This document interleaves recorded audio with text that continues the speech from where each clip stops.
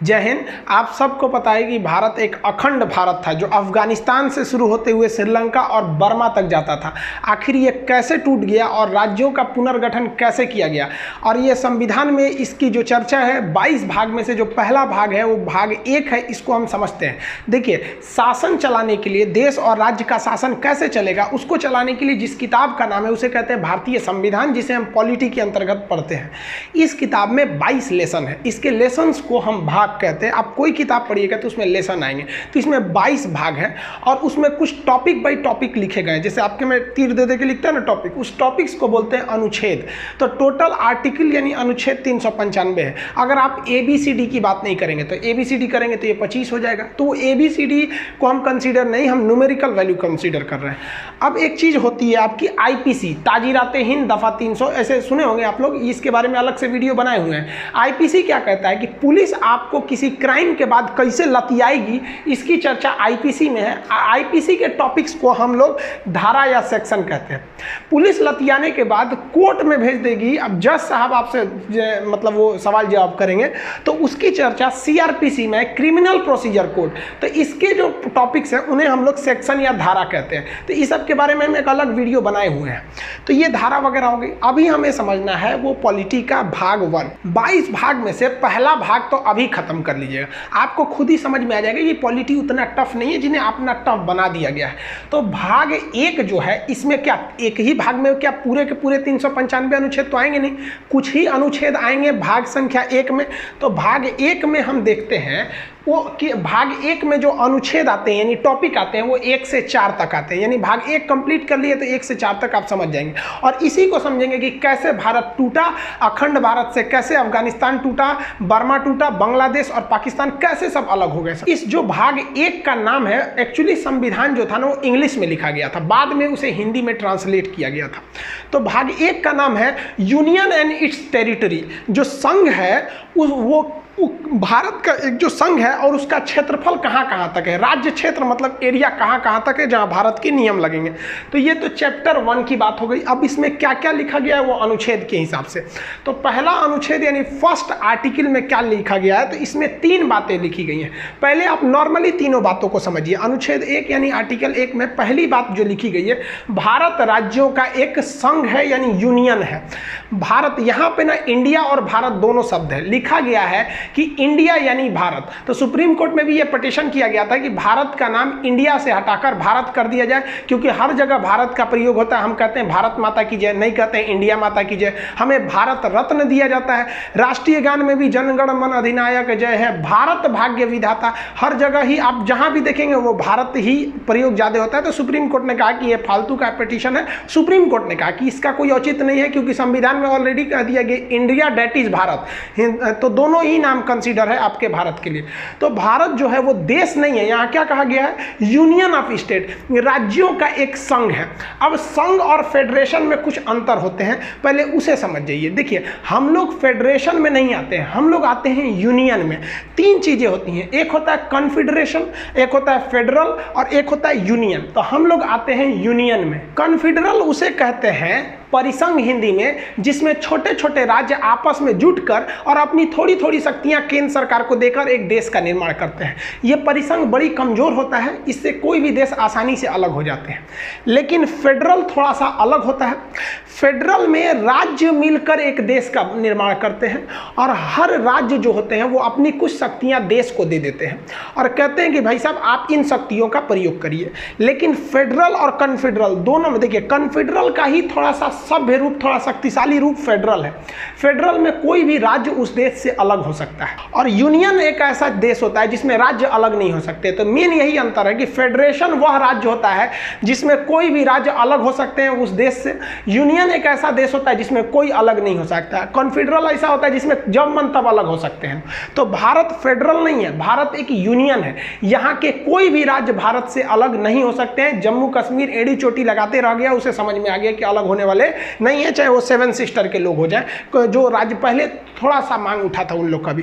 तो यूनियन और फेडरेशन में यही अंतर होता है। अमेरिका देखेंगे तो अमेरिका एक फेडरेशन है और भारत एक यूनियन है।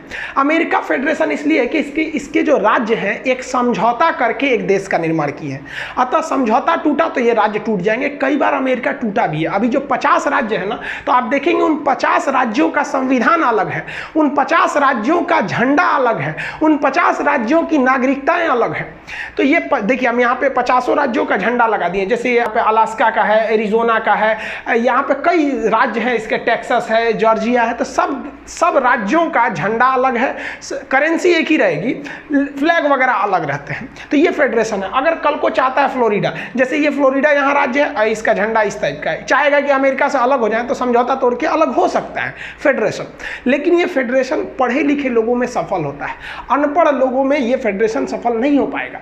तो भारत ने देखा कि अगर हम फेडरेशन बनाएंगे, भारत को संविधान वालों ने देखा तो यहाँ 75 ठो भाषाएं बोली जाती हैं, अलग अलग रहन सहन है। उत्तर भारत में लुंगी का प्रचलन नहीं है, दक्षिण भारत में लुंगी एक महत्वपूर्ण प्रावधान उन लोग का होता है, कपड़े में गिना जाता है। जबकि उत्तर भारत राजस्थान में देखेंगे तो पगड़ी है, पंजाब का अलग है। तो उन्होंने देखा कि भाई अगर हमने फेडरेशन बना दिया तो आगे चल के ये अलग हो जाएंगे, इसलिए भारत ने फेडरेशन न चुन के भारत ने यूनियन बनाया। यूनियन को भी हिंदी में संघ कहते हैं, फेडरेशन को भी हिंदी में संघ कहते हैं। इसलिए अगर आपसे क्वेश्चन पूछेगा भारत राज्यों का क्या है, तो ऑप्शन डी पे लिखा होता है संघ, उसे मत मारिएगा। ऑप्शन बी पर लिखा जाता है यूनियन, तो उसे मारिएगा, क्योंकि संघ की तो दो इंग्लिशें होती हैं, फेडरेशन भी होता है, यूनियन भी होता है। लेकिन भारत में एक एक्सेप्शन था, अब नहीं है। जैसे जम्मू कश्मीर भारत में था, लेकिन उसका संविधान था, उसका अलग एक झंडा था, उसकी अलग एक नागरिकता थी जो 370 के तहत थी। वो एक अलग टॉपिक है, उसमें समझा देंगे आपको कैसे हटाया गया था। ये जम्मू कश्मीर का झंडा था, अब जम्मू कश्मीर का झंडा खत्म हो गया, अब पूरे भारत में हो गया। तो अब भारत पूर्णतः यूनियन हो चुका है, यहाँ के कोई राज्य अलग नहीं हो सकते, ये अलग हो सकते हैं। और ये शुरू में तो और कमजोर था यहाँ का नियम कानून, तो वो कॉन्फेडरल था। कॉन्फेडरल फेडरल से ही कमजोर होता है। आप एक ऐसे एग्जाम्पल में समझिए, हम एक दीवार बना रहे हैं, नॉर्मली ईंटा साज दिए, यहाँ कोई सीमेंट का प्रयोग नहीं किए, तो सबसे कमजोर दीवार होगी। जब मन तब कोई ईंटा खींच सकते हैं, यानी एक इसको देश समझिए तो ईंटे को राज्य समझिए, आराम से निकल जाएगा। तो ये कॉन्फेडरल है, परिसंघ है, ये सबसे कमजोर होता है। अभी ये दुनिया में कहीं नहीं देखने को मिलता है। लेकिन इसी ईंट के बीच में अगर हम सीमेंट लगा के जोड़ दें तो ऐसी दीवार बन जाएगी। तो ये हो जाता है फेडरल यानी संघ, जो अमेरिका है। लेकिन अगर छीनी हथौड़ी से आप थोड़ा सा ठोक ठाक करिएगा तो ये आराम से टूट सकता है। अतः फेडरल में अगर समझौता टूटा तो राज्य टूट जाएंगे। लेकिन अगर इसी राज्य ये ईंट के ऊपर प्लास्टर कर देंगे इस तरह से, अब भाई साहब ईंट से जुड़ा हुआ है, बाहर एक प्लास्टर है, तो वो प्लास्टर भी हो गया, अब तो निकल ही नहीं सकता है। तो सबसे मजबूत जो होता है वो यूनियन होता है। तो भारत यूनियन है, लेकिन हिंदी दोनों का एक ही हो जाता है, संघ, इसलिए कंफ्यूजन नहीं होंगे। तो भारत के जितने राज्य हैं, जो लोग मतलब अब तो कोई भी राज्य ऐसा नहीं कहता कि भारत से टूटेंगे, वो कश्मीर का था मैटर, वो तो सॉल्व हो गया। तो भारत राज्यों का एक संघ है, ये चीज आप समझ में आ गया। हम लोग यहाँ पर आते हैं यूनियन में। दूसरा, इसी आर्टिकल 1 में बोला गया है कि भारत में जो राज्य हैं वो हमको कैसे पता चलेगा कि भैया कौन कौन राज्य हैं। मान लीजिए विवाद हो गया कि बिहार भारत का राज्य है कि नहीं है, तो कहीं ना कहीं एक लिखा हुआ होना चाहिए कि नहीं होना चाहिए। तो आर्टिकल 1 में वो लिखा ही नहीं है कि बिहार भारत का राज्य है, बल्कि वो एक इशारा कर दिया है कि राज्यों को पहली अनुसूची में रखा गया है। अनुसूची क्या होती है? एक अलग से एक टॉपिक बना दिया गया है। जैसे ये भारत का संविधान है, इतना मोटा नहीं है, ये बाइलिंगुअल है, एक और इंग्लिश लिखा है, एक और हिंदी लिखा है, इसलिए मोटा लग रहा होगा। इसका आधा है, इतना ही है संविधान, आप पढ़ लेंगे समझ में आ जाएगा। तो इसमें कहा गया है कि हम पहली अनुच्छेद यानी आर्टिकल में नहीं बताएंगे कि कौन कौन सा राज्य है। अगर आप ये जानना चाहते हैं, राज्यों के नाम जानना चाहते हैं, तो आप जाइए अनुसूची शेड्यूल में जाइए। तो संविधान के शुरुआत में ही 4 ठो पन्ना जोड़ दिया गया है जिसे कहते हैं शेड्यूल, और इसी शेड्यूल में हर एक राज्यों के नाम लिखे गए हैं, कौन कौन से राज्य हैं। तो जब भी विवाद होगा कि कौन सा राज्य भारत का है या नहीं, तो आप अनुच्छेद 1 में आएंगे तो यहां आपको एक दूसरा डायरेक्शन दिया जाएगा कि आपका कॉल फॉरवर्ड किया जा रहा है शेड्यूल की ओर। तो राज्यों को किस अनुसूची में रखा गया है? पहली अनुसूची में। और इसमें एक और बात कहा गया है, अब दिल्ली हो जाएगा, कहेगा हम केंद्र शासित प्रदेश है, राजस्थान कहेगा हम पूरा राज्य है। अब राज्यों की भी कैटेगरी है, तो इसको भी अनुच्छेद 1 में रख कर दूसरे को डाइवर्ट किया गया। कहा गया है कि भारत में जितने भी राज्य हैं इस संविधान के तहत उन्हें 3 प्रकार से बांटा जाएगा।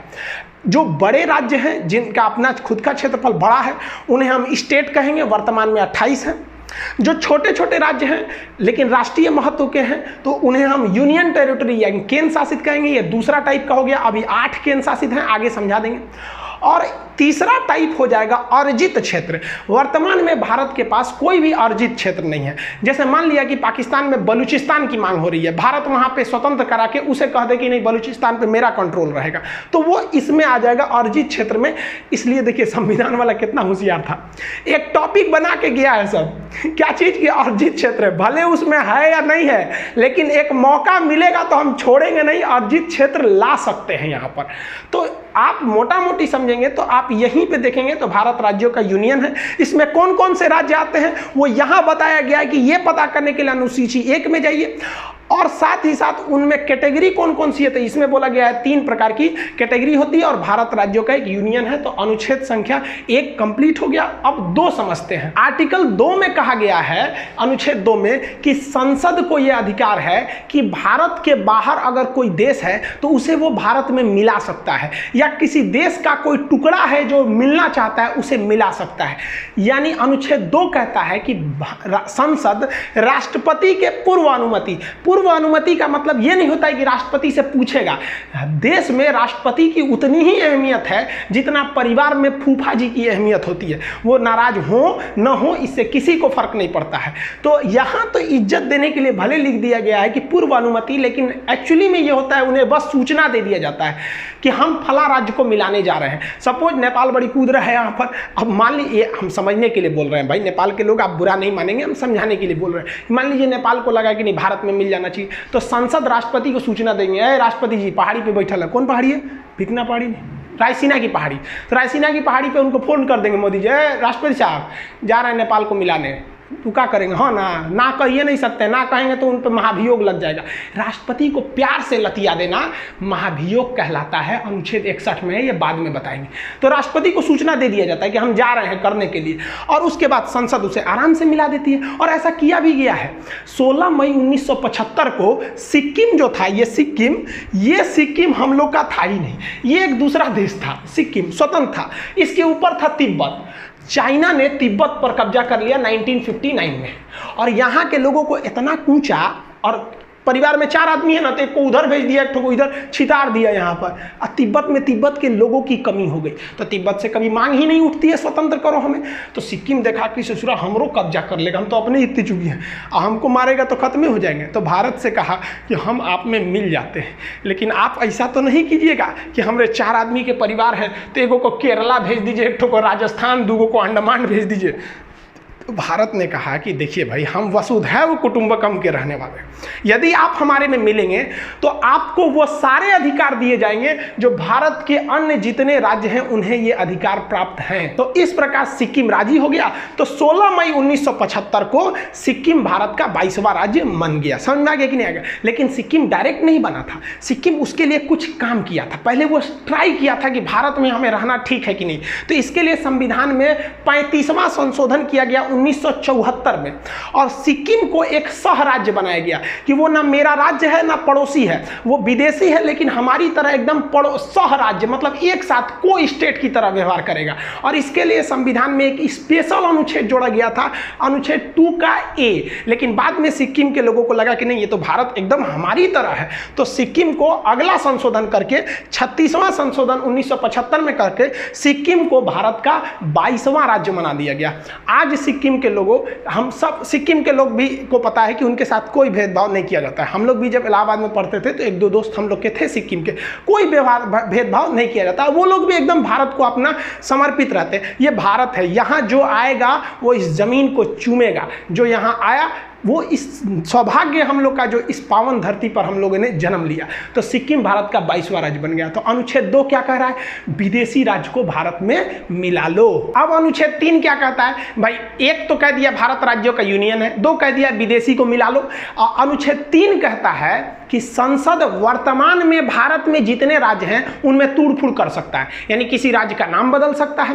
कभी देखिए ना, कलिंग से हो गया उत्कल, उड़ीसा, ओडिशा, कई बार नाम चेंज हो जाते हैं, सब अक्सर नाम चेंज हो जाते हैं। उत्तर प्रदेश का पहला नाम था यूनाइटेड प्रोविजन, मध्य प्रदेश को सेंट्रल प्रोविजन। तो संसद किसी भी राज्यों के नाम बदल सकती है, उन्हें सीमा बदल सकती है। यानी यूपी से कुछ काट के मध्य प्रदेश को दे सकती है, बिहार से कुछ काट के बंगाल को दे सकती है। तो सीमा भी बदल सकती है, नाम भी बदल सकती है, और बिना उस राज्य के सहमति, तुम घुसियाए हो चाहे कुछ किए हो, इससे मतलब नहीं है। संसद केवल एक फॉर्मेलिटी निभा देती है कि राष्ट्रपति के पूर्व अनुमति से, राष्ट्रपति से कहती है सुनिए राष्ट्रपति साहब, आप राज्यवा को फोन कर दीजिए तो कि हम तोरा तोड़ने जा रहे हैं। याद करिए तेलंगाना के लोग, राष्ट्रपति ने आंध्र प्रदेश से कहा था कि हम आपको तोड़ना चाहते हैं तेलंगाना में 2 भाग में।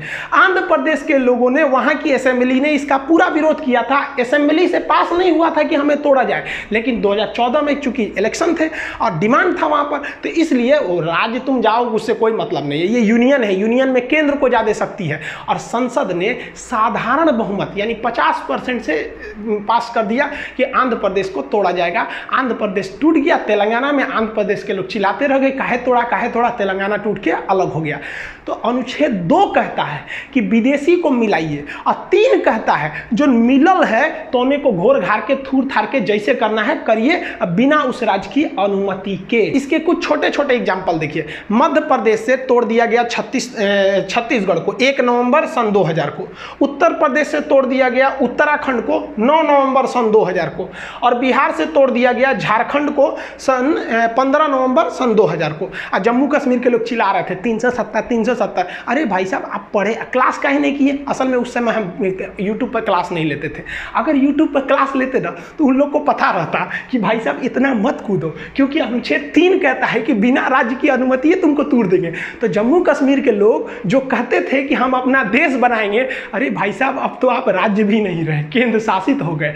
यही हो गया भाई साहब। हिटलर ने भी क्या कहा था कि जनता को इतना न चूस दो कि जिंदा रहने को ही वो अपने लिए विकास समझे। बस यही हुआ। जम्मू कश्मीर के लोग कहते थे कि हम देश बनाएंगे, मोदी जी ने ऐसे में काम किया, उनको राज्य भी नहीं छोड़ा। तो आज लोग कहते हैं नहीं हम देश अब छोड़े, अब हमको कम से कम राज्य बना दीजिए। अरे बाप रे भाई, मैं मोदी बैठल है। जो व्यक्ति पत्नी से नहीं डरा ना, दुनिया में किसी से नहीं डरेगा। देखिए अब इसी में ना एक और विवाद चालू हुआ था, आपको पता होगा बेरूबरी यूनियन केस 1960 में क्या हुआ था। बेरूबरी पश्चिम बंगाल का एक गांव था, वहां से एक केस किया गया था भारत के ऊपर। क्या केस था तो देखिए इसकी शुरुआत कैसी हुई। ये भाई साहब सीरियल रेडक्लिफ, ये भारत के विभाजन करने आए थे। 2 दिन में भारत का विभाजन करके रख दिया ये आदमी। सोचिए, ये भारत को कभी जानता नहीं था कि यहाँ कई तरह की भाषाएं बोली जाती हैं, यहाँ कई धर्म रहते हैं, धर्म के नाम पर यहाँ कितनी लड़ाइयाँ लड़ी जाती हैं आज़ादी से पहले से लेकर आज तक में। ये आया टेबल पे भारत का नक्शा रखा और काटना चालू कर दिया। यहाँ से ले लिया, इसने कहा कि भाई साहब ये वाला रहेगा, ये इधर से, ये इधर पाकिस्तान, एगो इधर खींच दिया, ये हो गया बांग्लादेश। इसी का नाम हो गया कि सीरियल रेडक्लिफ, जिसे आप शॉर्टकट में रेडक्लिफ लाइन कहते हैं। इसने कैसे किया तो नक्शा लिया भारत का, जितने इधर पुलिस स्टेशन थे ना, सारे पुलिस स्टेशन पर ऐसे डॉट डॉट बनाया, सबको खींच दिया। कहा कि लो इधर वाला पाकिस्तान, इधर तुम, इधर भी कहा अच्छा इसको भी बांटना है, पूर्वी पाकिस्तान को भी, कोई दिक्कत नहीं। सारा पुलिस स्टेशन को मिलाया, घचाक से एक लाइन खींच दिया, हो गया। पता चला किसी का घर इंडिया में रह गया, खेत बांग्लादेश में चल गया। किसी का दुआरा इंडिया में है, आंगना चल गया बांग्लादेश में। अजब अजब कांड करके चल गया। अरे भाई इनका अपना रहता तब ना समझ में आता, यही कांड हो गया। इसमें सबसे फेमस हो गया बेरूबरी। बेरूबरी क्या था तो वो भारत में था, यहाँ बांग्लादेश में था, यहाँ पर भारत में। लेकिन इसको ना रियल में जाना चाहिए था बांग्लादेश में, क्योंकि यहाँ सारे लोग मुस्लिम थे, लगभग 90% से ज़्यादा लोग मुस्लिम थे। और बांग्लादेश में भी कुछ ऐसे जगह थे जहाँ पर 90% से ज़्यादा लोग हिंदू थे। इन्हें आना चाहिए हिंदुस्तान में और इस जमीन को जाना चाहिए बांग्लादेश में, ये होना चाहिए। तो भारत ने सोचा कि एक काम करते हैं, बदला बदली कर देते हैं। कहते हैं कि भाई वो मेरी ज़मीन है, तुम रख लो और वहाँ के लोग को यहाँ भेज दो। ये तुम्हारी ज़मीन है बांग्लादेश, इसे हम रख लेते हैं, यहाँ के लोगों को तुम रख लेते हो। तो कितना अच्छा था।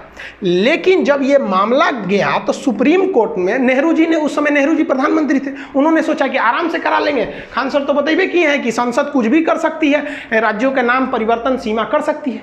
लेकिन भाई साहब खान साहब से ज़्यादा होशियार है सब सुप्रीम कोर्ट का जज। सुप्रीम कोर्ट ने कहा कि ये नेहरू जी, ये जो नियमवा लग रहा है ना, ये केवल हिंदुस्तान पर लागू होता है कि आप एक राज्य को तोड़ के दूसरे को दे सकते हैं। आपका मन है तो आप पटना जिला को उठा के राजस्थान को को दे दीजिए, आप अंदर जितना खरमंडल मचाना है मचाइए, लेकिन ये अधिकार आपको कोई नहीं देता है यहाँ से अनुच्छेद 3 से कि आप भारत की किसी जमीन को विदेश को दे दीजिए। इसके लिए आपको संविधान में संशोधन करना पड़ेगा। तो नेहरू जी ने सोचा संविधान में संशोधन कर दे और इस मामला को सलटा दे, लेकिन भारत में बड़ी विरोध हो गया। सोचिए नेहरू जी से एक समय से मामला अटकता हुआ अब बांग्लादेश और भारत के लोगों में बड़ा वो होने लगा कि भाई आप खुद सोचिए ना कि आप छोटे से एरिया में घिर के रह गए। नरेंद्र मोदी जी जब आए तब उन्होंने शेख हसीना से जाके ये समझौता करके संसद में पारित कराया। सोचिए नेहरू जी के समय का मामला आट के नरेंद्र मोदी जी किए, लेकिन नरेंद्र मोदी का कोई जनता विरोध नहीं किया, लेकिन नेहरू जी का विरोध किया। तो हमारे देश में भी एक खराबी है, हम लोग ये नहीं देखते हैं ना कि देश के लिए सही है या गलत है, हम लोग पार्टी का चेहरा बन जाते हैं, ये गलत है। आखिर वही काम कर रहे थे, जल्दी से उलट जाता। खैर राजनीतिक में नहीं जाना चाहिए। अब भाग 1 में केवल 4 अनुच्छेद थे, 1, 2, 3, 4। चौथा पर ये बड़ा सिंपल है। चौथा कहा गया है कि जब संसद अनुच्छेद 2 का प्रयोग करेगी यानी किसी विदेशी राज्य को मिलाएगी, या अनुच्छेद 3 का प्रयोग करेगी यानी किसी राज्य को तोड़ेगी, तो उसके लिए राष्ट्रपति से किसी विशेष अनुमति की जरूरत नहीं है, क्योंकि इसे अनुच्छेद 368 के बाहर रखा गया है। जिसे 368 में रख दिया जाता है उसमें राष्ट्रपति का साइन होना जरूरी है, लेकिन इन दोनों चीज को राष्ट्रपति का साइन की जरूरत नहीं है, क्योंकि पहले ही राष्ट्रपति को सूचना दे दिया जाता है कि हम विदेशी राज्य को मिलाने जा रहे हैं और या वर्तमान को तोड़ने जा रहे हैं। अब इस अनुच्छेद में कुछ छुपी हुई बातें क्या हैं, ध्यान से समझिए, जिसे हम रेड कलर से लिखें। अनुच्छेद 4 कहता है कि किसी विदेशी राज्य को मिलाने के पहले या वर्तमान किसी राज्य को तोड़ना अगर चाहते हैं तो आपको संसद में 2/3 यानी 66% वोट की जरूरत नहीं है, आपके पास केवल 50% वोट है, तो आप समझिए कि आप कर सकते हैं। और आप बताइए 50% वोट मतलब 545 जो है, हमारे यहाँ कितने हैं सर, 545, इसका अगर आप में निकालेंगे 50% तो 272 होता है, तो जिसे 273 मान लेते हैं। 72 आदमी कैसे आएगा, काट के नहीं ना आएगा, 273। तो 273 को ही हम साधारण बहुमत कहते हैं, जिसे 50% हो गया। तो अब बताइए 273 सरकार के लिए चाहिए, तो यानी जो भी सरकार है उसके पास 273 बहुमत है और वो आराम से इस दोनों काम को कर सकती है, यानी ज़्यादा तामझाम करने की ज़रूरत नहीं है। दूसरा इसमें छुपी हुई बात क्या है कि ये विधेयक यानी 2 और 3 का प्रयोग करते पहले, यानी विदेशी राज्य को मिलाने और वर्तमान राज्य को तोड़ने से पहले ही हम राष्ट्रपति को सूचना दे देते हैं कि हम ये करने जा रहे हैं। इसलिए राष्ट्रपति को ये अधिकार ही नहीं है कि राष्ट्रपति उसको लौटाए कि आपने ऐसा क्यों किया, भाई हम तो पहले ही आपको सूचना दे दिए थे। इसलिए राष्ट्रपति इस पर साइन करने के लिए बाध्य है। बाध्य बनाने के लिए इसे 368 के बाहर रखा गया है। और इस अनुच्छेद की और छुपी हुई बात क्या है कि हमारे संविधान में एक अनुसूचियां हैं, कई 12 अनुसूचियां हैं। उस अनुसूची में 1 में लिखा गया है कौन कौन सा राज्य है। अब एक बात बताइए, आप किसी विदेशी राज्य को मिला लिए या किसी राज्य को तोड़ दिए, तो अनुसूची 1 में भी तो जाके वहां चेंजिंग करना पड़ेगा ना कि भाई हमने ये वाला राज्य मिला दिया या ये वाला राज्य तोड़ दिया। तो अनुसूची 1 में भी आपको चेंजिंग करना पड़ेगा इसी के साथ, उसमें भी राष्ट्रपति टोक टाक नहीं करेंगे। और अनुसूची 4 जो है उसमें लिखा गया है कि किस राज्य से कितने सांसद उठेंगे राज्यसभा के लिए। तो भाई आपने तोड़ दिया या मिला दिया तो जेन्युइन है, कुछ चेंज हो जाएगा। तो साथ ही साथ आपको अनुसूची 4 में भी चेंजिंग करना पड़ेगा और उसमें भी आपको कोई रोक टोक नहीं करेगा। ये संविधान का था आपका भाग संख्या 1। तो संविधान का भाग 1 अनुच्छेद 1 से 4 तक चालू होता है, जो कंप्लीट हो गया। 1 कहता है भारत राज्यों का यूनियन है, 2 कहता है विदेशी को मिलाओ। देखो संविधान वाला कितना होशियार था। पहले कहा कि विदेशी को मिला लो 2 में, और उसके बाद कहा अब मिल गया ना, अब जो वर्तमान में अब आ गया, अब इसको कूच काच करके कुछ भी करते रहो, कोई दिक्कत नहीं है। और अनुच्छेद 4 में कहा है कि ये दोनों काम आप साधारण बहुमत से कर सकते हैं, राष्ट्रपति इसमें बाध्य रहेंगे आपकी बात को मानने के लिए। अब अखंड भारत को समझते हैं। ये नक्शा देखिए, ये है हमारा अखंड भारत। इतना बड़ा भारत था, लेकिन इसके टुकड़े होते गए क्योंकि हम आपस में लड़ते गए थे, इसीलिए टुकड़े हुए। सबसे पहले जो हुआ 1893 में डूरंड लाइन खींच दी गई। यहाँ पर इंडिया पाकिस्तान के बीच में अफगानिस्तान और पाकिस्तान तो उस समय भारत में ही था, यहाँ खींच दिया गया डूरंड लाइन। उस पार हो गया अफगानिस्तान, यानी अफगानिस्तान को अंग्रेजों ने साइड कर दिया क्योंकि वहाँ पहाड़ वगैरह ज़्यादा था, उतना उपयोगी नहीं था। तो ये हो गया डूरंड लाइन। ये वर्तमान में अलग करती है अफगानिस्तान और पाकिस्तान को। लेकिन जब ये खींचा गया था तो ये अफगानिस्तान और भारत की सीमा बनाती थी। एक डूरंड कप भी होता है, एक मैच जो फुटबॉल से संबंधित होता है, अक्सर क्वेश्चन पूछता है। तो ये अखंड भारत का पहला टुकड़ा। अखंड भारत का दूसरा टुकड़ा हो गया 1935 में। 1935 में यहाँ से म्यांमार जो उस समय उसका नाम था बर्मा था, ये अलग हो गया यहाँ से। और इस साइड से ये देखिए ये पाकिस्तान अलग हो गया।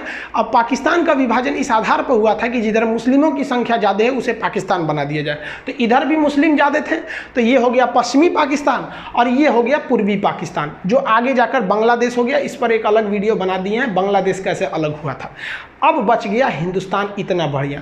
अब ये हो गया आपका सीरियल रेड क्लिप रेखा जो भारत पाकिस्तान को विभाजन करती है। और भारत बांग्लादेश के बीच जो है बॉर्डर, उसे हम लोग जीरो लाइन के नाम से जानते हैं। भारत को जब आज़ादी मिली तो भारत का निर्माण करना इतना आसान नहीं था और वल्लभ भाई पटेल को कोई ऐसा ही लौह पुरुष नहीं कहता है। ये भारत का नक्शा देखिए, यहाँ जो आप रेड कलर वाला एरिया देख रहे हैं केवल वहीं पर अंग्रेज शासन करते थे, जबकि पीले वाले एरिया में भारतीय राजाओं का शासन था जो अंग्रेजों के चमचे बने हुए घूम रहे थे। तो अंग्रेजों के जो चमचे बने के घूम रहे थे तो उन्हें हम लोग देसी रियासत कहते थे। तो जब देश आज़ाद हुआ तो भारत में कई देसी रियासत थे। तो अंग्रेजों ने कहा कि देखिए भाई साहब, ये जो मेरा ब्रिटिश वाला एरिया है हम तो आपको दे ही देंगे, लेकिन उन्होंने इस पीले वाले क्षेत्र से कहा कि आप या तो पाकिस्तान में मिल जाइए या तो भारत में मिल जाइए, आपका मन तो आप स्वतंत्र राज्य भी बना सकते हैं, एक देश भी बना सकते हैं। तो पाकिस्तान में कुल 13 देसी रियासतों ने विलय कर लिया। इसकी बात छोड़िए, यहाँ पर भारत की बात करते हैं। भारत में जो प्रिंसली स्टेट थे, जो देसी रियासत थे, उनकी संख्या 552 थी। इन 552 राज्यों को मिलाकर एक फेडरेशन बनाना संभव नहीं था, क्योंकि फेडरेशन बनाते तो फिर टूट जाते हैं। इसलिए सरदार पटेल की जिम्मेदारी दी गई कि इसको मिलाकर यूनियन बनाइए। इस काम में 3 लोगों की महत्वपूर्ण भूमिका है। सरदार पटेल, वीपी मेनन उस समय के आईएएस अधिकारी सचिव हुआ करते थे, और माउंटबेटन का भी योगदान है। ये तीनों क्वेश्चन पूछता है। एक बार एग्जाम में पूछा था कि राज्यों के एकीकरण में किसका योगदान था, सरदार पटेल और वीपी मेनन का नाम ही नहीं था, तो उस समय आप लगाएंगे माउंटबेटन को। इन तीनों लोगों की ने मिलकर 552 राज्यों को आपस में मिला दिया।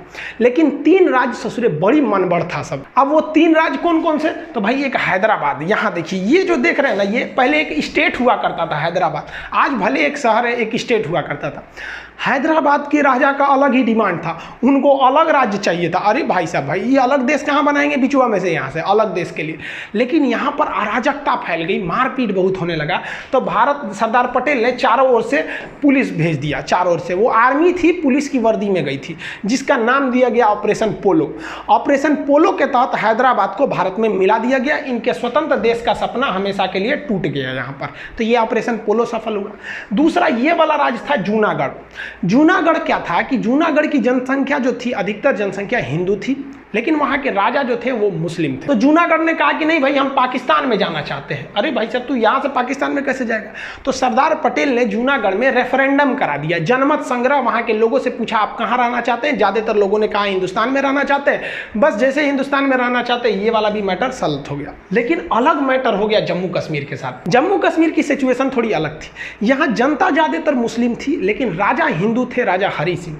और राजा हरि सिंह ने अलग टाइप का डिसीजन ले लिया। उन्होंने कहा कि ना हम भारत में मिलेंगे और ना ही हम पाकिस्तान में मिलेंगे, हम एक अलग देश बनाएंगे। तो अंग्रेजों ने तो खुली छूट दी थी कि भाई जिन्हें अपना देश बनाना है बना लेंगे। तो भारत ने कुछ नहीं किया, और लेकिन पाकिस्तान ने ना वहाँ से दगाबाजी किया। पाकिस्तान आतंकवादियों को घुसा दिया इस एरिया में, धड़ाधड़ यहाँ आतंकवादियों का पूरा घुस गया सब, इतना एरिया में आतंकवादी पूरा घुस गए थे सब। अब राजा हरि सिंह को लग गया कि अगर हम अपना देश बनाने के लिए चलेंगे ना तो मेरा परिवार भी नहीं बचेगा। तो भागे भागे आए नेहरू जी के पास, है नेहरू जी बचा लीजिए, हमको पाकिस्तान मार रहा है। तो नेहरू जी कहा हाँ एकदम बचा लेंगे हम। सरदार पटेल जी देखिए तो बचाइए इनको। तो सरदार पटेल कहे छोड़ दीजिए ओकरा, बड़का होशियार बनते थे, अलगे देश बनाएंगे, जो देश बनाओ, हमरा कौन चीज घटल है कि हम तोरा बचाने आएंगे, काहे लिए बचाएंगे। तो हरि सिंह ने कहा कि महाराज पटेल जी बचा लीजिए। तो सरदार पटेल ने कहा कि 21 शर्त पे बचीबो, पहले तुम साइन करो किस पर, एनेक्सेशन पर। तो उसने साइन किया इंस्ट्रूमेंटल ऑफ एक्सेशन, मतलब विलय पत्र पर साइन किया 26 अक्टूबर 1947 को कि हम अब भारत में मिल रहे हैं। तो सरदार पटेल ने कहा इन होशियारी हुआ, अब हम सेना भेजते हैं। तब यहाँ से भारत में सेना भेजा गया और भारत की सेना उनको खदेड़ दिया यहाँ पर। और भारतीय सेना उस समय बहुत ही बहादुरी से लड़ी थी, और वो क्योंकि अंग्रेज हमें अंधेरी गली के मुहाने पे छोड़ के चले गए थे और स्टार्टिंग में युद्ध झेलना पड़ गया था। और इस वक्त में नौशेरा में पाकिस्तानी फौज बहुत बहादुरी से लड़ रही थी, वो सब बहुत खतरनाक लड़ रहे थे। तो भारत के ब्रिगेडियर थे उस समय ब्रिगेडियर उस्मानी। ब्रिगेडियर उस्मानी ने कहा कि जब तक हम पाकिस्तानियों को खदेड़ नहीं देते तब तक हम जमीन पे सोएंगे, इसलिए उन्हें नौशेरा का शेर कहा जाता था। और इनके बदौलत बहुत पूरे भारतीय सैनिक की बहादुरी के बदौलत यहाँ लड़े। और यही वाला एरिया जब तक भारतीय सेना पहुंचे पाकिस्तान कब्जा कर चुका था, जिसे आज भी हम पीओके के नाम से जानते हैं। और यही सीज फायर बन गया और कश्मीर भी भारत का एक अंग बन गया। सरदार पटेल, वीपी मेनन और लॉर्ड माउंटबेटन ने मिलकर 552 देसी रियासतों को तो मिला दिया, लेकिन चौपट कर दिया कब? जब भारत का संविधान लागू हुआ 1950। 1950 में भारतीय राज्यों को 4 कैटेगरी में बांट दिया गया, इस टाइप में बांटा गया, ABCD टाइप में बांट दिया गया। ए में किसे रखा गया? वह एरिया जहां पर अंग्रेजों का शासन था। बी में रखा गया वह एरिया जहां देसी रियासतों का शासन था। सी में रखा गया वह एरिया जहां वह बड़े शहर जहां अंग्रेज न केवल उस शहर पर कब्जा कर रहे थे, जैसे अजमेर के अगल बगल में नहीं किए थे, मेन सिटी अजमेर, भोपाल, इस सब टाइप में, तो उसे कमिश्नरी स्टेट कहा गया, उसे सी टाइप में रखा गया था। और डी में तो यूनियन टेरिटरी, जिसमें केवल आपका अंडमान निकोबार था। तो इस तरह से भारत थे साहब। अजी बताइए नहीं, इस तरह से भारत का नक्शा था। देखिए ना, ये अजमेर अलग है, भोपाल अलग है, इस टाइप का। मैसूर में अलग था, कमिश्नर का शासन चल रहा था, अलग अलग टाइप का था भाई, प्रिंसरी स्टेट वगैरह थे। तो अब क्या किया जाए प्रिंसरी स्टेट में? अब इसका शासन करने में बड़ा दिक्कत होता था। तो इसको बेहतरीन ढंग से बनाने के लिए कई कमिटीज़ का गठन किया गया, जिसमें सबसे पहली कमेटी थी इलाहाबाद हाई कोर्ट के जज एस के धर कमीशन, जिसे एस के धर आयोग कहते हैं, 1948 में बैठी थी। इनसे कहा गया क्यों ना हम भाषा के आधार पर राज्य बना दे, कि जहाँ पंजाबी भाषा बोली जा रही है पंजाब, जहाँ कन्नड़ बोली जा रही है कर्नाटक, इस तरह से जहाँ गुजराती है तो उसे गुजरात। तो एस के धर ने कहा कि ये सरासर गलत होगा। तो उसके बाद एक और कमेटी उसी साल गठित की गई, JVP, जवाहरलाल नेहरू, वल्लभ भाई पटेल और पट्टाभी सिद्धारमैया। ये तीनों लोग की समिति ने भी कहा कि भाई भाषाई आधार पर राज्यों का गठन नहीं होना चाहिए। उन्होंने भी इसका विरोध किया। लेकिन इसी कड़ी में एक बहुत बड़ा मोड़ आ गया। मोड़ आया 1952 में। 1952 में ये वाला एरिया मद्रास था। देखिए कितना बड़ा था ये एरिया मद्रास। तो मद्रास से काट कर यहाँ आंध्र प्रदेश बनाने की बात चल रही थी कि ये एरिया आंध्र प्रदेश बना दीजिए, हम मद्रास में नहीं रहेंगे। तो सरकार इनकी बातों को नहीं मान रही थी, क्योंकि सरकार कोई भी काम करती है कमेटियों की सिफारिश पर। 2 कमेटी कही थी कि भाई हम भाषा के आधार पर नहीं करेंगे। लेकिन पेट्टू श्री रामुलु नाम का एक व्यक्ति था जिसने कहा कि हम मद्रास में नहीं रहेंगे, क्योंकि मद्रास के निचले भाषा में तमिल भाषा बोली जा रही है और हम तेलुगु बोलने वाले हैं, हमें आंध्र प्रदेश चाहिए। नेहरू ने कहा नहीं देंगे। तो ये भूख हड़ताल पर बैठ गया। अरे जवान 56 दिन तक भूख हड़ताल पे बैठ गया। 56 दिन पर भूख हड़ताल पे बैठने के बाद दिसंबर 1952 में इनकी मृत्यु हो गई। जब इनकी मृत्यु हुई तब भयानक बगावत शुरू हो गया दक्षिण भारत में। और लोगों ने कहा कि ससुरा ये नेहरू जो है ये तो डलहौजी से भी खतरनाक है, भूखले छोड़ दिया, यहाँ पर मर गए ये लोग। अब नेहरू का कह रहे फंस गए नेहरू। तो नेहरू जी को आनंद फानन में जनता की बात मानने के लिए मजबूर होकर 1 अक्टूबर 1953 यानी अगले साल, नेहरू जी ने बहुत सोचा था कि इसको लेपापोती करके दबा दे, लेकिन दब नहीं पाया और आंदोलन बढ़ने लगा और लोग भूख हड़ताल पे बैठे। नेहरू कहा कि भाई साहब सब मरिए जाएगा तो हमारी कुर्सी चल जाएगी। तो 1 अक्टूबर 1953 को मजबूर होकर सरकार ने भाषा के आधार पर मद्रास को तोड़ दिया और कहा कि जो नीचे बोले जाएंगे तमिल वाले उनका हो जाएगा तमिलनाडु, जो मद्रास के ऊपर में तेलुगु बोलते हैं उनके लिए हो जाएगा आंध्र प्रदेश। उस समय आंध्र प्रदेश की राजधानी कुल्लूर बनाई गई थी। तो क्वेश्चन 2 पूछता है यहाँ पर, भाषाई आधार पर गठित होने वाला पहला आयोग कौन था? तो एस के धर आयोग 1948। हालांकि ये दोनों आयोग ने 1949 में रिपोर्ट दिया था। और भाषाई आधार पर गठित होने वाला पहला राज्य कौन सा था? तो पहला राज्य हो जाएगा आंध्र प्रदेश। जैसे ये राज्य बना, देहात में कहा जाता है छुए के छुअनी लग गई, मतलब किसी चीज़ को टच कर दे तो आदमी परख जाता है। बाकी राज्यों ने देखा कि अरे भाई साहब हम भी भाषा के आधार पर राज्य बनेंगे। तो गुजरात वाला कह रहा है कि भाई साहब ये बम्बई यहाँ से यहाँ तक है, ये हमारा अलग रहेगा, गुजरातियों के लिए गुजरात, मराठियों के लिए महाराष्ट्र, ले भाई सब बवाल चालू, सबके लिए, सबको अलग अलग भाषा के लिए। सरकार पगला गई कि एगो को मनाने के चक्कर में गए ना, पूरे भारत में बवाल हो गया। इसलिए सरकार ने सोचा कि हम सुप्रीम कोर्ट से सलाह लेते हैं। तो सुप्रीम कोर्ट के जज थे खान बहादुर सर सईद फजल अली, जिन्हें हम लोग शॉर्टकट में फजल अली कहते हैं। तो सुप्रीम कोर्ट के जज फजल अली के नेतृत्व में एक आयोग का गठन किया गया और उन्हें कहा गया कि आप डिसीजन लीजिए कि देश का भविष्य किसमें ठीक है, भाषा के आधार पर किया जाए या क्षेत्र के आधार पर किया जाए। तो फजल अली आयोग में 3 सदस्य थे, एक फजल अली थे, 2 अन्य लोग थे। इसका गठन 1953 में हुआ था, लेकिन ये 2 साल बाद रिपोर्ट दिया था, 3 साल बाद 1956 में। याद रखिएगा, गठन 53-56 पूछता है, ज़्यादातर रिपोर्ट पूछता है 1956 में। इसने कहा, फजल अली आयोग ने, कि भाषा के आधार पर राज्यों का गठन कर देना उचित है। गुजरात बोलने वाले गुजरातियों के लिए गुजरात दे दिए, मराठियों के लिए महाराष्ट्र दे दिए। लेकिन ऐसा कानून नहीं होना चाहिए कि जिन्हें गुजराती नहीं आती है वो गुजरात में नहीं रह सकते हैं, जिन्हें मराठी नहीं आती है वो मराठी में नहीं रह सकते हैं। वो सबके लिए रहेगा, यानी कि एक राज्य एक भाषा वाला कानून नहीं होना चाहिए। जो आज महाराष्ट्र के कई लोग ऐसे न्यूज में आ जाता है कि भाई महाराष्ट्र में रहना है तो मराठी बोलना है, हालांकि हम ग्राउंड लेवल पे नहीं जानते हैं, जो ऐसे न्यूज आते हैं उसे हम लोग आपको बता रहे हैं। ऐसा नहीं होना चाहिए, पूरे देश में ऐसा होता भी नहीं। आप दिल्ली जाइए तो हर जगह के लोग रहेंगे। तो फजल अली आयोग ने स्टेट रीऑर्गेनाइजेशन सेटलमेंट कर दिया, राज्य पुनर्गठन कर दिया, और इन्होंने कहा कि इसी आधार पर आप राज्यों को बांटिए भाषा के आधार पर। और इस आधार पर इन्होंने जो बांटा, तो इसकी बात को कोई क्यों मानेगा? फजल अली के बात को हम क्यों मान लें? हमें आज़ादी मिली है, हमने अपने सांसद चुने हैं, संसद में पारित कराइएगा तब ना मानेंगे। तो इसको लागू कराने के लिए संविधान में संशोधन की जरूरत पड़ी। तो 7वां संशोधन 1956 में किया गया और इसी संशोधन के द्वारा फजल अली आयोग की सिफारिशों को मान लिया गया। क्वेश्चन कहेगा, फजल अली आयोग की सिफारिशों को मानने के लिए या राज्य पुनर्गठन करने के लिए कौन सा संशोधन किया गया? तो 7वां संशोधन। और इसके आधार पर, भाषाई आधार पर राज्यों का गठन किया गया। उस समय 14 राज्य बनाए गए और 6 केंद्र शासित प्रदेश बनाए गए। हम ये बता देंगे कि 6 से केंद्र शासित प्रदेश क्यों बनाए जाते हैं, ये आगे टॉपिक है उसमें बताएंगे। तो ये भी याद रखिएगा, फजल अली आयोग के द्वारा 14 राज्य, 6 केंद्र शासित, यानी टोटल 20 बनाए गए। उस समय का ये नक्शा है 1956 का टोटल। ये इस हिसाब से, अभी भी गुजरात और महाराष्ट्र एक ही में थे, ये आगे जाकर फिर से अलग हुए। एक समस्या आई थी पंजाब के साथ। पंजाब बड़ा कॉम्प्लिकेटेड था, उसका पुराना नाम था Patiala and east Punjab state union, जिसे हम पेप्सू कहते हैं। इसको विभाजन करने के लिए ना क्या किया गया, एक आयोग का गठन किया गया, एक कमीशन का। उस कमीशन का नाम था शाह आयोग। शाह कमीशन ने 1966 में अपनी सिफारिश दी और कही कि इस पंजाब का विभाजन जरूरी है। इस पंजाब का वह एरिया जो पहाड़ी एरिया यानी हिमालय जहां है, उसे हम हिमाचल प्रदेश बना देते हैं। इस पंजाब का निचला भाग जहां पर हिंदी भाषा बोली जाती है, उस हिंदी भाषा वाले को हरियाणा बना देते हैं। और इस पंजाब का पश्चिमी भाग जहां पर मुख्य रूप से पंजाबी भाषा बोली जाती है, उसे हम पंजाब बना देते हैं।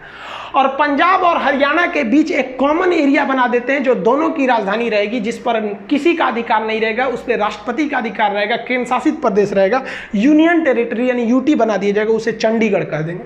तो जिसे आप पेप्सू देख रहे थे वो 4 भाग में टूट गया। तो पंजाब राज्य का पुनर्गठन किया गया था शाह आयोग के सिफारिश पर। इस प्रकार भारत का एक विशाल साम्राज्य जो अखंड भारत के नाम से जाना जाता था, वो सिमट कर इतने में रह गया जिसमें 28 राज्य बचे। पहले 29 राज्य थे, तो जम्मू कश्मीर से राज्य की दर्जा छीन ली गई, तो राज्य बच गए 28। 9 केंद्र शासित हो गए। पहले केंद्र शासित कितने थे? 7, लेकिन जम्मू अलग, लद्दाख अलग, 2 केंद्र शासित बन गए, तो 7 2 9 हो गए। लेकिन एक डिसीजन लिया गया कि दादरा नागर हवेली और दमन दीव, ये 2 अलग अलग हैं, इन्हें एक में केंद्र शासित बना दिया जाएगा। इस प्रकार केंद्र शासित की वर्तमान संख्या 8 हो गई है और स्टेट्स की संख्या अभी 28 है। आप जनरली थोड़ा सा समझिए, केंद्र शासित क्यों बनाए जाते हैं? वैसा राज्य जो बहुत छोटा है और उसकी संस्कृति अलग है और उसे राष्ट्रीय हित में रखना है, वरना वो अलग भी हो सकते हैं, जैसे अंडमान निकोबार। आप बताइए, अगर यहाँ कोई मुख्यमंत्री का शासन दे देते हैं तो हो सकता है कि विदेशी शक्तियाँ, चाइना, इन्हें अपने प्रभाव में मिला के और केंद्र सरकार को दिल्ली में जब तक पता चले यहाँ सेना बुला के इसे अलग कर सकती।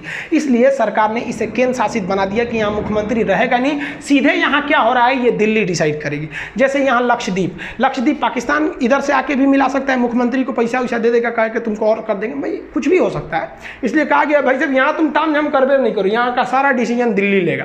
ऐसे ही पाकिस्तान यहाँ पे कर रहा था जम्मू कश्मीर में, मोदी जी ने कहा कि एक काम करे भाई, तुम राज्य रहबे नहीं करेगा, मुख्यमंत्री वगैरह नहीं रहोगे यहाँ पर। मुख्यमंत्री क्यों बनाए जाते हैं, वहाँ विधानसभा होती है। तो कह दिया भाई यहाँ का सारा शासन दिल्ली देखेगा, और यहाँ पर एक ठो असेंबली बना दी गई जिसमें मुख्यमंत्री, जैसे केंद्र शासित के मुख्यमंत्री के पास ज़्यादा पावर नहीं रहता है, सारा डिसीजन दिल्ली से लिया जाता है। तो राष्ट्रीय महत्व का होनी चाहिए, संस्कृति अलग होनी चाहिए, देश की मुख्य भूमि से दूर होना चाहिए। कई रीजन है जिसे बनाए जाते हैं, इसके लिए संविधान में अलग प्रावधान है। कौन सा राज्य कब बना, यहाँ पर हम सबका डेट बाई डेट यहाँ लिख दिए हैं। आप इसका स्क्रीनशॉट लेना चाहें तो ले सकते हैं, इसका PDF वगैरह एप्लीकेशन में है। जब तक आप इसी पे क्लास रेगुलर देखिए। आज संविधान का आपने एक भाग को खत्म कर दिया, अभी संविधान में टोटल 22 भाग थे, एक खत्म हो गया, 21 बचा। आई होप आप ये सब चीज़ों को समझ गए होंगे। मिलेंगे नेक्स्ट वीडियो में, तब तक के लिए जय हिंद।